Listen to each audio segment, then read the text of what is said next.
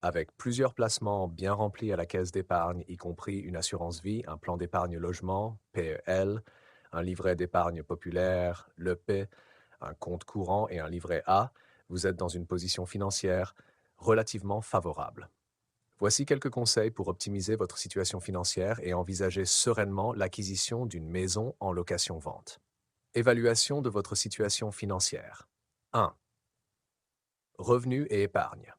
Vos placements sont des atouts importants qui peuvent être utilisés pour améliorer votre capacité d'achat. La rente issue de votre assurance vie peut offrir un complément de revenus. Votre PEL peut être utilisé pour obtenir un prêt à taux avantageux pour l'achat d'un logement. 2. Analyse de vos placements. Assurance vie. Vérifiez les modalités de retrait partiel ou total, les frais éventuels et les impacts fiscaux. L'assurance vie peut être une source de liquidité pour un apport initial. PEL. Le PEL vous donne droit à un prêt immobilier à un taux avantageux après une certaine durée de détention. Utilisez cet avantage pour financer une partie de votre acquisition. LEP et livret A. Ces livrets sont des épargnes sécurisées avec des taux d'intérêt avantageux. Bien qu'ils ne soient pas directement mobilisables pour un achat immobilier, ils constituent une réserve de liquidité précieuse. Planification de l'acquisition d'une maison en location-vente. 1. Calcul de votre capacité de financement. Évaluez le montant que vous pouvez mobiliser comme apport initial en puisant dans vos placements. Calculez votre capacité d'emprunt en tenant compte de vos revenus de retraite et des éventuels revenus de placement. Un simulateur en ligne peut vous aider à déterminer le montant maximal que vous pouvez emprunter. 2. Étude des offres de location-vente. Recherchez des offres de location-vente dans les régions où le coût de la vie est plus abordable. Comparez les conditions des contrats de location-vente pour choisir celui qui correspond le mieux à votre situation. 3.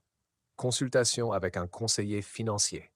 Un conseiller financier pourra vous aider à structurer vos placements de manière optimale pour réaliser votre projet immobilier. Il pourra également vous conseiller sur les meilleures options de prêt et sur l'utilisation judicieuse de vos placements. Stratégie de mobilisation de vos placements. Utilisation de l'assurance vie. Retrait partiel programmé pour couvrir les frais initiaux de l'acquisition. Conservez une partie pour des besoins futurs et imprévus. 2. Activation du PEL. Utilisez le PEL pour bénéficier d'un prêt à taux avantageux et compléter le financement de l'achat. 3. Gestion des livrets d'épargne. Maintenir une réserve de sécurité sur le livret A et le LEP pour faire face aux imprévus, tout en utilisant une partie des intérêts générés pour compléter vos revenus mensuels. Conclusion. Vous êtes dans une situation financière solide grâce à vos différents placements. Voici quelques étapes à suivre pour concrétiser votre projet d'acquisition d'une maison en location-vente. 1. Faire un bilan précis de vos placements et de vos revenus. 2. Consulter un conseiller financier pour optimiser l'utilisation de vos placements et évaluer votre capacité d'emprunt. 3. Étudier les offres de location-vente et choisir celle qui vous convient le mieux. Votre situation financière actuelle vous permet d'envisager sereinement l'acquisition d'une maison, en gérant judicieusement vos placements et en obtenant les conseils appropriés.